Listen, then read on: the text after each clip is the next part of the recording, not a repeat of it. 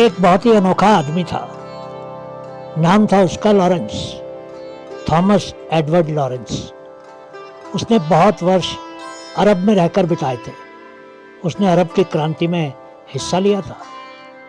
अरब में रहते हुए उसका वहाँ के लोगों से इतना प्यार हो गया कि वो खुद भी लगभग अरबी हो गया था।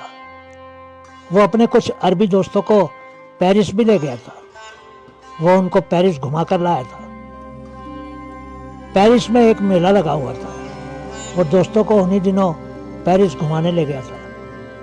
उसने अपने अरबी दोस्तों को एक बड़े से होटल में ठहराया था। उसने उनको पेरिस की हर चीज़ दिखाई और खूब सैर कराई। किसी चीज़ की उसने कोई कमी नहीं होने दी थी। उनकी रुचि एक अजीब चीज़ में थी जिसके बारे में आप कल्पना भी नहीं कर सकते। वो उस समय अजायब घर देख रहे थे, लेकिन वो एक दूसरे से जल्दी होटल वापस चलने को कहने लगे। लॉरेंस उनको आईफल टावर और अन्य बहुत सी चीज़ें दिखाने लगे, लेकिन वो सभी अरबी दोस्त जल्दी जल्दी होटल वापस जाने को कहते थे। होटल में आते ही वो तुरंत ही बाथरूम में घुस जाते थे। लॉरेंस हैरान था कि वास्तव में बात क्या थी। वो उनको सिनेमा हॉल में फिल्म दिखाने भी ले गया, लेकिन वो आधी फिल्म छोड़कर ही होटल वापस आ गए। वो 10 अरबी दोस्त थे। होटल वापस आते ही वो अपने अपने कमरे के बाथरूम में घुस गए। लॉरेंस बहुत ही हैरान और परेशान था कि क्या हो रहा था। आखिर लॉरेंस को मालूम चली गया कि उन अरबी दोस्तों के लिए सबसे चमत्कारी चीज़ थी बाथरूम में लगा हुआ पानी का नल। वो अरबी रेगिस्तान में रहने वाले लोग थे और उनके लिए ये चमत्कार ही था कि नल को खोलते ही पानी निकलना शुरू हो जाता था। उनके लिए बाथरूम एक चमत्कारी जगह थी। उन्होंने जीवन में इस तरह बहता पानी कभी नहीं देखा था, इसलिए वो सभी बहुत हैरान थे। वो अरबी दोस्त समझ ही नहीं पा रहे थे कि नल खोलते ही पानी कैसे निकलने शुरू हो जाता था। वो दिन में 20-20 बार बाथरूम के अंदर जाते थे और बार बार नल को खोलकर पानी को देखते थे, लेकिन उनको रहस्य समझ नहीं आ रहा था। जिस दिन उनको वापस अरब जाना था, उनके लिए होटल के नीचे कार आ गई थी। उनका सामान रख दिया गया था, लेकिन अचानक ही सभी अरबी गायब हो गए। सभी लोग उनको खोजने लगे। होटल के वेटर और मैनेजर भी उनको खोजने लगे, पर वो नहीं मिले। उन्होंने होटल के आसपास भी खोजा कि कहीं वो रास्ता ही ना भूल गए हो। वो तो फ्रांस की भाषा भी नहीं जानते थे, लेकिन वो अरबी कहीं भी नहीं मिले।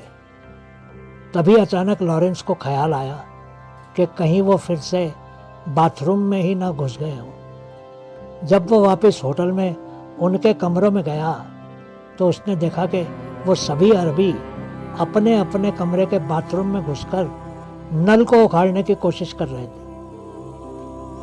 लॉरेंस ने कहा, तुम लोग ये क्या कर रहे हो?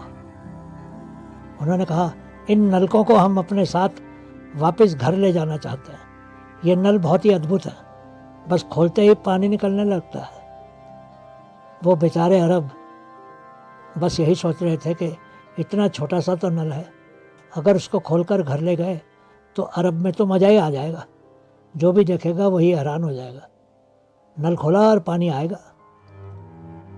दोस्तों, ये जो हमारे धर्मशास्त्र और ग्रंथ हैं, वो भी वास्तव में सिर्फ नल ही हैं।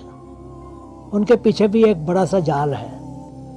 धर्म ग्रंथों के नल खोलने से कोई ज्ञान बाहर नहीं आता है। कृष्ण की गीता एक नल है और उसके पीछे कृष्ण के विचारों का एक बहुत बड़ा जाल है, एक बहुत बड़ा भंडार है। आजकल दुनिया के सभी लोग वही गलती कर रहे हैं जो वो नासमझ अरब कर रहे थे। सिर्फ नल को खोलने से कुछ नहीं होता है। शास्त्र सिर्फ नल ही है, उनमें से कुछ भी नहीं निकलेगा जब तक वो नल पीछे किसी भंडार से न जुड़ा हो। नल को चमत्कारी या महान मानने से कुछ नहीं होने वाला है। हमको नल से बहुत दूर के जल स्रोत तक पहुंचना होगा। अगर उस जाल को समझ लिया तो आप खुद भी धर्म ग्रंथ बन जाओगे।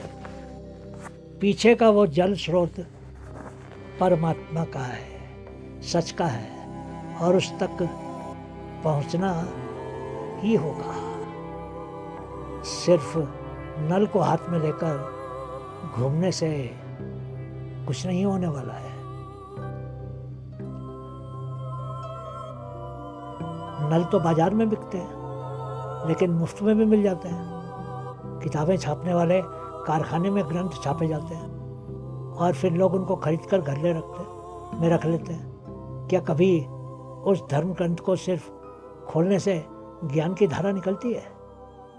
नहीं निकलेगी, क्योंकि उन ग्रंथों में लिखी हुई बातों को समझने की योग्यता होनी चाहिए। हमें ये समझना होगा कि नल किस तरह काम करता है। हमें ये समझना होगा कि महत्व नल का नहीं, उसके पीछे के बहुत बड़े जाल का होता है। बहुत बहुत शुक्रिया।